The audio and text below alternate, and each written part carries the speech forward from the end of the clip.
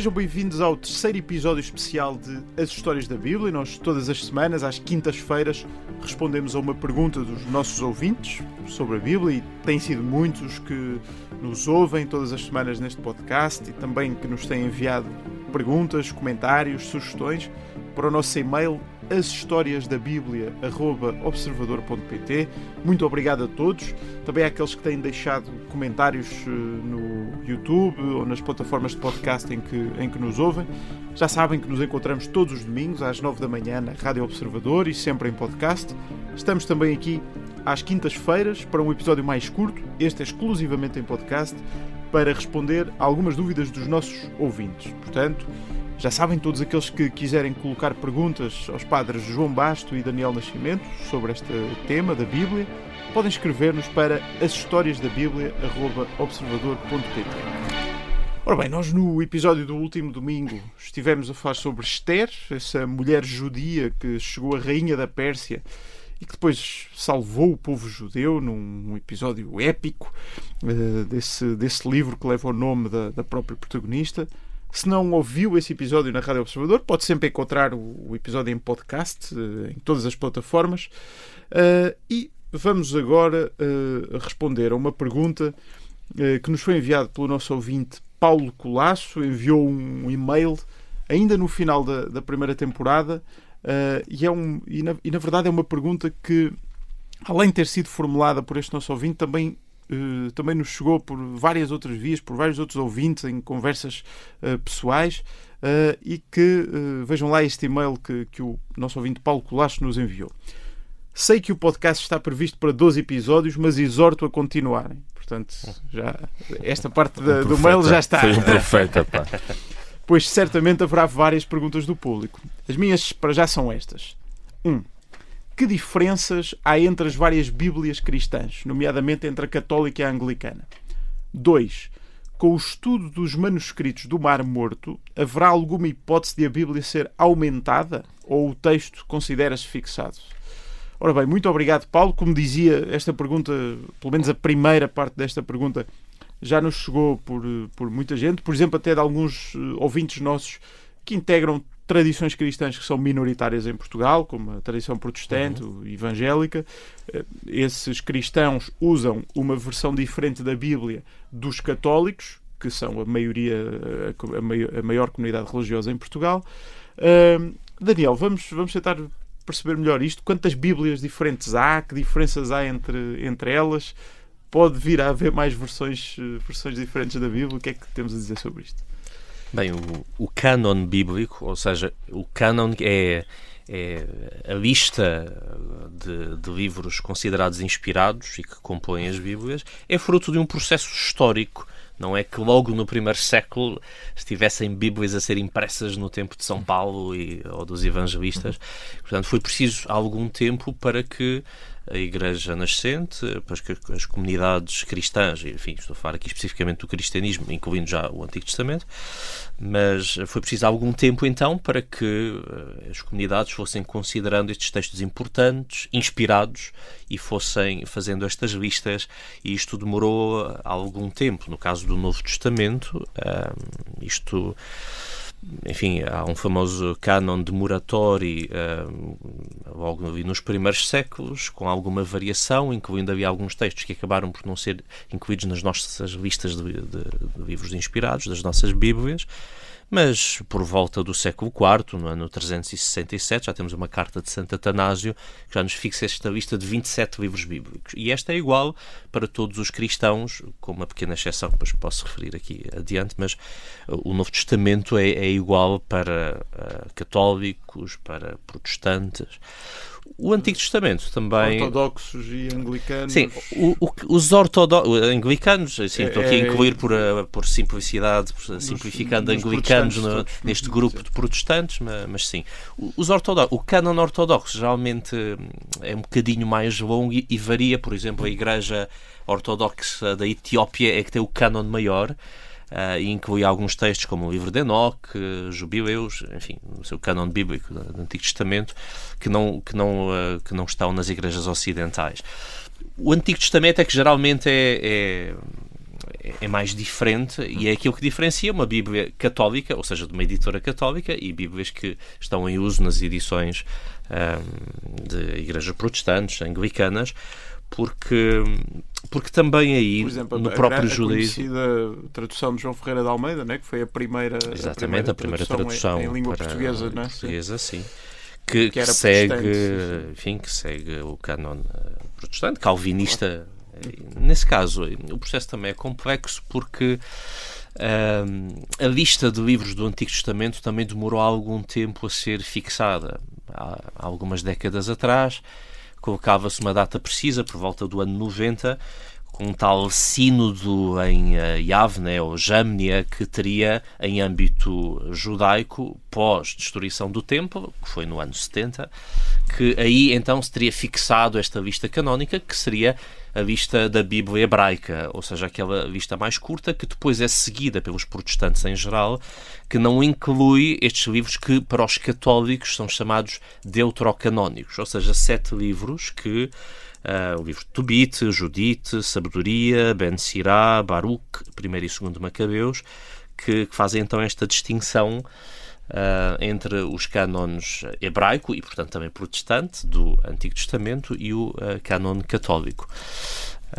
Mas pronto, também mesmo aí é difícil, hoje os estudiosos são unânimes em dizer que não houve propriamente um sínodo ou um concílio, isso até utilizar categorias mais cristãs, enfim, do que judaicas, mas que também em campo judaico, também na definição do cânon do Antigo Testamento, isso foi um processo histórico. Por exemplo, a Septuaginta, esta tal Bíblia grega, inclui vários livros que depois não entraram nesta lista canónica, alguns destes que eu referi, ainda mais um ou outro, e portanto o judaísmo foi demorando algum tempo para, enfim, nesse tal encontro de Jamnia, de facto debateu-se a canonicidade. Alguns livros como Coelet ou Eclesiastes, Cântico dos Cânticos ou Ezequiel deverão ser considerados canónicos ou não. Portanto, percebemos que quer em âmbito judaico, portanto, em relação ao Antigo Testamento, ao que nós chamamos de Antigo Testamento, quer em âmbito cristão, o que chamamos de Novo Testamento, foi aqui um processo histórico em que é difícil definir balizas, mas simplesmente alturas a partir das quais poderemos considerar uma vista mais ou menos fechada. E depois, diferentes tradições, por exemplo, só para diferenciar entre a tradição protestante e a tradição católica, diferentes tradições usam diferentes cânones, hoje em dia, essencialmente por uma questão de identificação com uma raiz diferente, ou podemos, por exemplo, dizer que na Reforma Protestante Lutero optou por uma versão diferente para se diferenciar de Roma, por exemplo, para se distinguir de Roma, quer dizer, não ou há ali um pensamento concreto essa dimensão sobre os textos política também terá sido relevante. O cânon católico basicamente segue a lista da Septuaginta, desta tal Bíblia grega. Alguns dirão que a Bíblia hebraica, que optou, portanto, que os judeus, optando por ficar só com os livros que foram escritos em hebraico ou aramaico e não aqueles em grego, estes que eu referi, Tobit, Judite, etc., seria também em confronto polémico com cristãos. Isso, enfim, é difícil afirmar com certeza, mas os protestantes, a reforma protestante, Lutero e depois outros seus seguidores e outros reformadores, de facto optaram por esse cânon mais curto. E certamente a polémica com a Igreja Católica terá sido um motivo relevante. Há pouco dizias que haveria uma diferença no Novo Testamento também entre as duas versões, uma pequena diferença. A pequena diferença é sobretudo com as igrejas ortodoxas, que têm um cânon variável. Como sabemos, as igrejas ortodoxas têm um esquema organizacional um bocadinho diferente, dependendo de certos patriarcados. Agora, nos últimos anos, até temos ouvido mais falar do patriarcado de Moscou e depois Constantinopla. Algumas igrejas incluem livros como o Pastor de Hermas, ou enfim, outros livros que foram... do que eu pesquisei foi sobretudo a igreja da Etiópia, que tem o cânon maior e tem alguns livros que já nos parecem um bocadinho mais estranhos. João, alguma coisa a dizer sobre as múltiplas versões da Bíblia que podemos encontrar numa livraria? Não, era aquela questão ligada que falámos em off da segunda parte da pergunta, se era até que ponto agora pode haver uma evolução do cânon e daqui a 100 anos ou a 50 termos novos livros na Bíblia. Parece-me que neste momento o cânon está fixado. Estes processos, como sempre, são processos que a certa altura param, e que se estabilizam, e hoje nós temos até uma certa redescoberta da importância até de textos que não estão no cânon e que são textos apócrifos, no sentido dos apócrifos dos Evangelhos. Há um certo fascínio por isso, que já não é tão voyeurístico como foi há uns anos atrás. Há claramente um interesse por esse tipo de textos, como até os próprios cristãos têm hoje já também uma veneração por textos que podem não ter sido necessariamente contemporâneos de São Paulo ou dos Evangelhos, mas que são ligeiramente posteriores. Vamos falar da carta de Clemente Romano, das cartas de Santo Isidoro, não, Santo Inácio de Antioquia, a Didaquê, a famosa carta a Diagoneto, que são textos dali pouco depois da transição século I, século II, e que são tão importantes para nós, não são tão importantes, mas são muito importantes para nós, são testemunhos dos primeiros cristãos e que não estão na Bíblia. Portanto, não estar na Bíblia não significa até que não tenha importância e que não haja até uma veneração pelo próprio texto. Daniel, o nosso ouvinte pergunta-nos também sobre os manuscritos do Mar Morto, e lá está, como dizia aqui o João, se haveria alguma hipótese um dia de a Bíblia ser aumentada ou se o texto está definitivamente fixado. Não sei se queres muito rapidamente só contextualizar o que são estes manuscritos do Mar Morto e o que é que eles nos dizem de novo, ou nos podem dizer de novo sobre a Bíblia. No Mar Morto descobriu-se nos anos 40 em grutas no deserto ali ao pé de Qumran, onde se depois admitiu que haveria quer uma espécie de comunidade monástica de essênios, quer uma biblioteca escondida, provavelmente uma biblioteca de Jerusalém, talvez escondida, havia no contexto da guerra com os romanos, e aí descobriram-se muitos manuscritos, hebraicos e gregos também, que incluía muitos destes livros canónicos do Antigo Testamento, claro, portanto estamos a falar do primeiro século, ainda não há Novo Testamento, estamos no contexto do que chamamos Antigo Testamento, e aí descobrem-se muitos destes textos, também outros textos que não são canónicos, como textos mais ligados a esta comunidade de Qumran, e não é isso que alterou o nosso paradigma canónico, que, como dizíamos, foi um processo histórico em que as igrejas e a sinagoga, por assim dizer, e o judaísmo rabínico foi também discernindo e que pronto, acabou por ficar mais ou menos fixo. Eu referi há bocadinho que no século IV Santo Atanásio já apresenta os 27 livros do Antigo Testamento como temos hoje. Mas só no Concílio de Trento, no século XVI, é que é fixado definitivamente toda a lista de livros bíblicos, o que significa, sobretudo no caso do que nós chamamos Antigo Testamento, alguns destes livros eram mais ou menos canónicos, eram, enfim, mais utilizados num sítio, menos utilizados noutro, com, enfim, também alguma...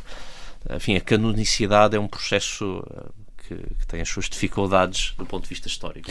Muito bem, fica por aqui este episódio especial em que procuramos responder a esta dúvida enviada pelo nosso ouvinte Paulo Colasso.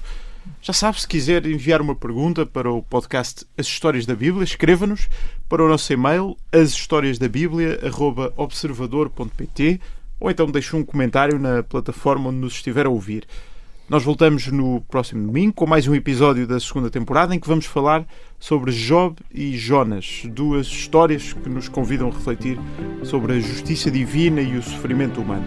Na próxima quinta-feira voltamos para responder a mais uma pergunta dos nossos ouvintes. Até domingo.